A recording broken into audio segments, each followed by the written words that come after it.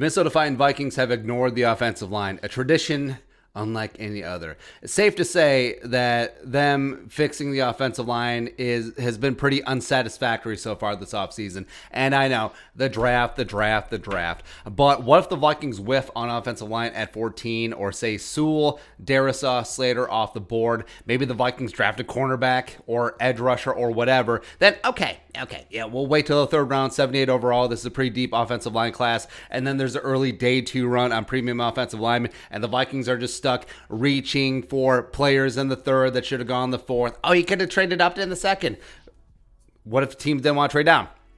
And also, Dennison developing offensive linemen, Zimmer not playing rookies, it's a whole thing, right? It's a whole to-do. So no, don't gamble with this offensive line. If you're going to be all in 2021, let's be all in. Stop being half pregnant because, hey, shove all your chips in the middle, and guess what? If you lose, blow it up. Either way, us Vikings fans, we're down to clown, because either you win the whole effing thing or everyone gets fired. Either way, we win. We're good to go. So it's time to revisit the Orlando Brown Jr. pipe dream trade. Woo! The Ravens tackle is reportedly still on the market. 24 years young, 6'8", 355 Zeus Jr. And made his first Pro Bowl in 2019 after allowing only 21 pressures and 3 sacks, posted an 83.3 pass blocking grade, which was best in the NFL amongst right tackles. He played left tackle for 416 pass blocking snaps in 2020 after Ronnie Stanley was down to injury. 19 pressures, 0. Goose egg, D'Angelo Russell sacks. He's in the final year of his rookie deal and has made it known that he wants to go somewhere to play left tackle because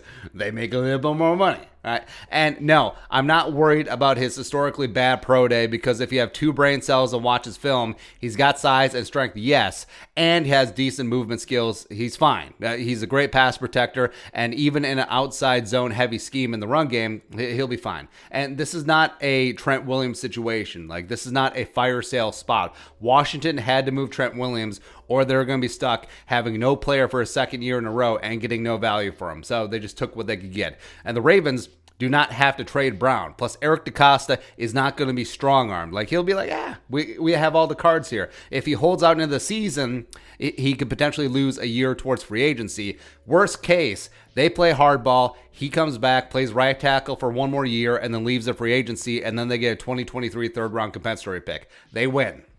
They win yet again. So they're not going to give up Brown for a 4th and a future conditional 5th. Ain't going to happen. So let's go over the realistic scenarios here. Vikings will have to pay up to land Brown. Number 1, there's at least 6 teams showing interest, so that's going to drive up the price. Number 2, left tackle is still a premium position, so production value option A.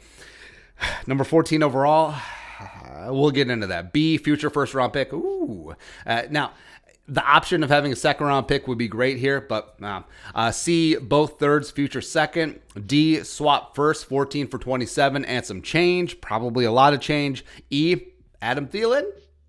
I can't do it. I can't do it. Now, the future first-round pick would be ideal because the Ravens would potentially go for that. They get an extra first next year. Giving them 2 would be a late first-round pick if everything works out well. Then, guess what? Draft AVT at 14, and you were good to go, baby. You got a stew going. And yes, Ezra stays in at guard, but, But the more I think about 14, I think it depends on what happens. Because could the Vikings actually have the framework of an Orlando Brown Jr. deal in place if the right things happen in the draft or the wrong things, depending on your perspective? Like, say the Vikings are up at 14, and Penei Sewell is long gone, Christian Darisaw is off the board, and Rashawn Slater is gone too. Like, what do you do? Do you take AVT at 14?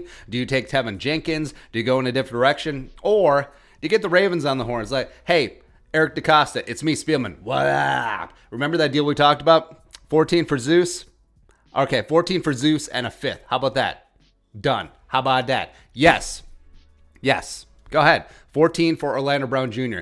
Yes, you have to pay him, but that wouldn't necessarily impact the 2021 cap beyond his prorated signing bonus. And you have a Pro Bowl caliber starting left tackle who's only 24 years old.